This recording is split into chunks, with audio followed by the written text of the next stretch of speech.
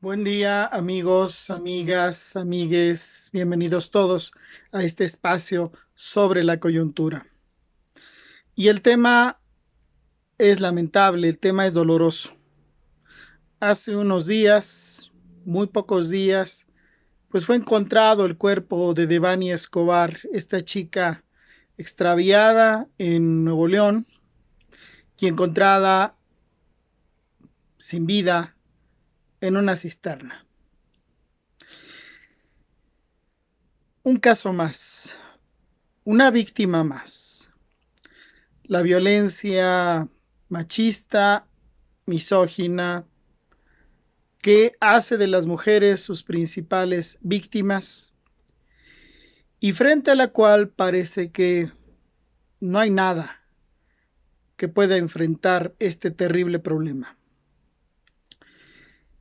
Pasa desde hace mucho tiempo, desde las desaparecidas en Ciudad Juárez, y así se han venido sumando casos en diversos estados, en Zacatecas, en Querétaro, en el Estado de México, en la Ciudad de México. Y Nuevo León se suma con la terrible atenuante o el agregado a esta macabra historia de que mientras estuvieron investigando o supuestamente investigando dónde se encontraba esta joven Devani Escobar, encontraron otros cuerpos de otras mujeres extraviadas, desaparecidas. Y ciertamente hay motivo de sobra para indignarse, para enojarse, para enfurecerse. Y es aquí cuando las feministas, incluso las radicales, tienen razón. Hay que destrozar este sistema. Pero vamos por partes. En principio, aquí lo que tenemos que deslindar es que si el caso fue investigado, porque incluso los padres y los familiares de Devani Escobar no están de acuerdo con la versión oficial de la Fiscalía Estatal de Nuevo León en torno a al caso de su hija. No están de acuerdo sobre la validez de esa investigación, porque el lugar donde fue encontrado el cuerpo de esta señorita ya había sido registrado. Habían entrado incluso binomios caninos por la zona, ¿sí? Alrededor de un motel, y no se había encontrado nada. Y casualmente, en un momento dado, cuando además llevan a los familiares a otro lugar, supuestamente, donde se sospechaba estaría el cuerpo de Devani, de pronto encuentran en ese mismo lugar, en esa misma zona, que hacía muy poco, hacía unas horas, había estado siendo investigada, de pronto ahí encuentran los restos. La familia no cree en la investigación de la fiscalía. Como no se creen las distintas investigaciones en torno a estos casos, como no se cree prácticamente ninguna labor de investigación de alguna fiscalía, sea estatal o sea federal. ¿Por qué? Porque aquí hay un problema.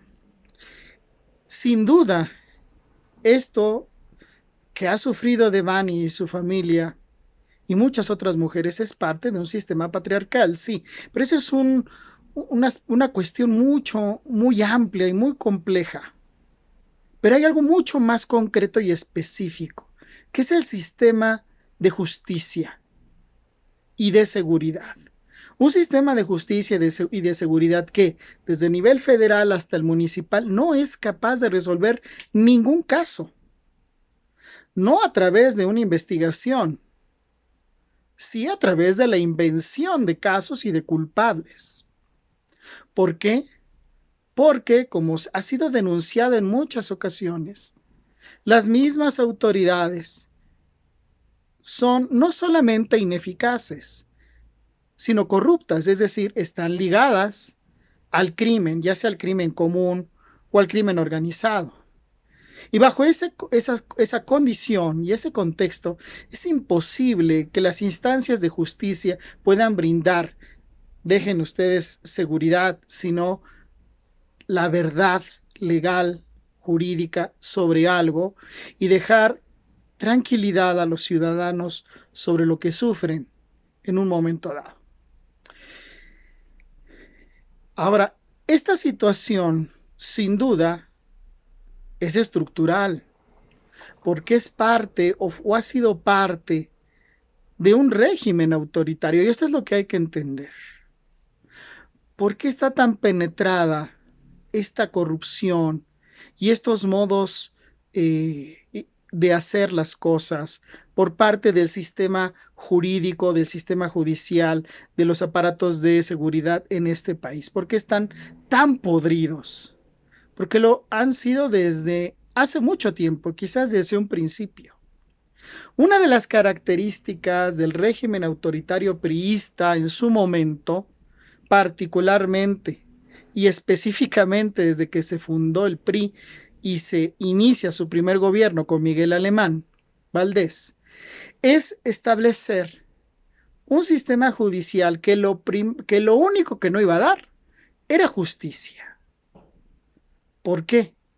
Porque al no otorgar justicia, lo que se otorgan son derechos en contrapartida.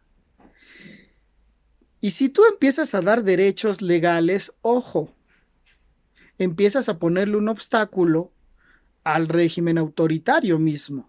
Es decir, aquellos que lograron el monopolio, el control del Estado en los años 40, es decir, los priistas, llegaron a un acuerdo tácito con el otro poder, el poder judicial.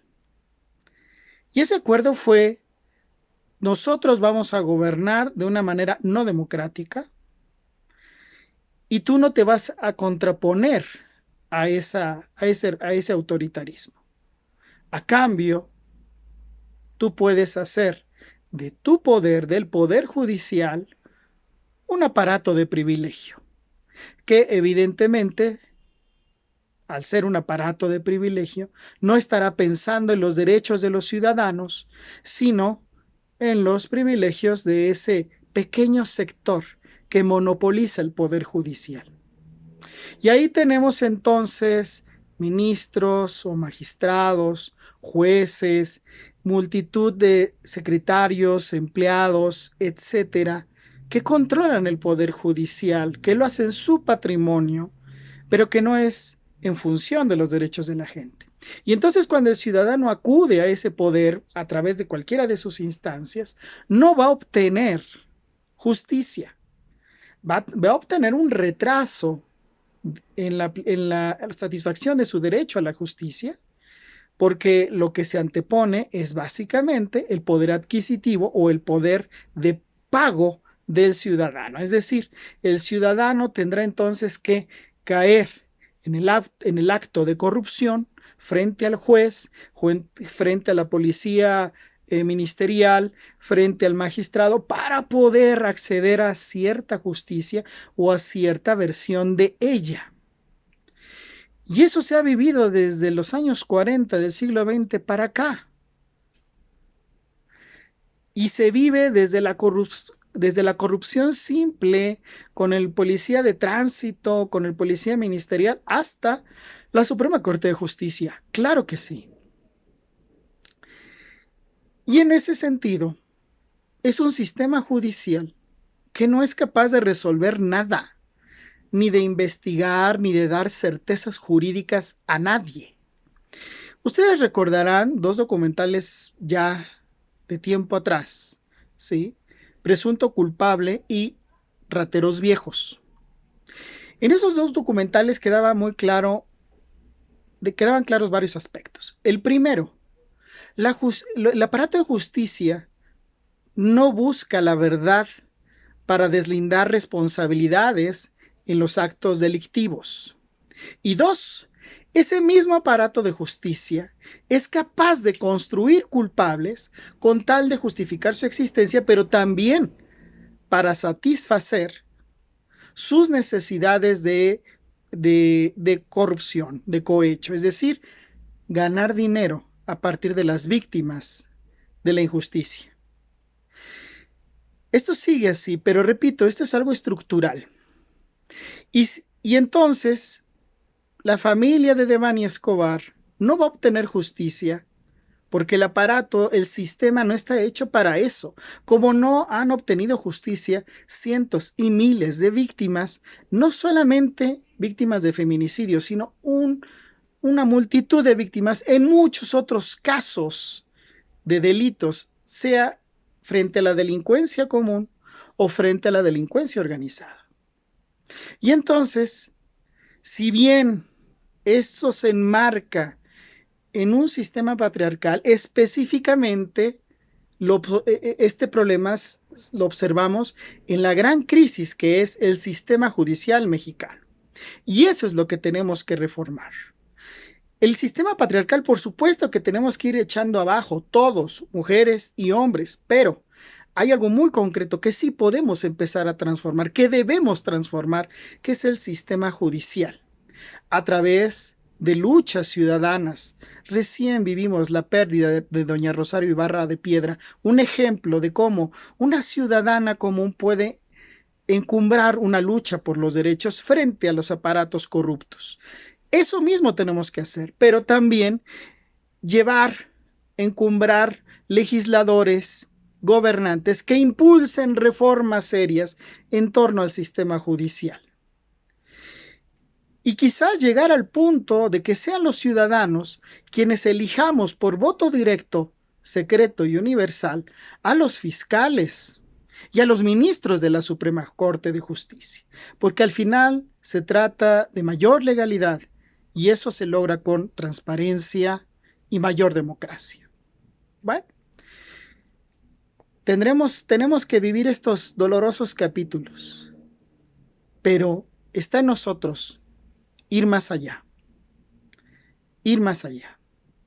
transformando el sistema judicial para que, cuando menos por esa vía, se persiga a los culpables y casos como este no queden en la nada o en la injusticia, que es peor. Gracias, amigos. Sigamos aquí en Sobre la Coyuntura. Denle like, suscríbanse y nos estamos viendo. Muchas gracias.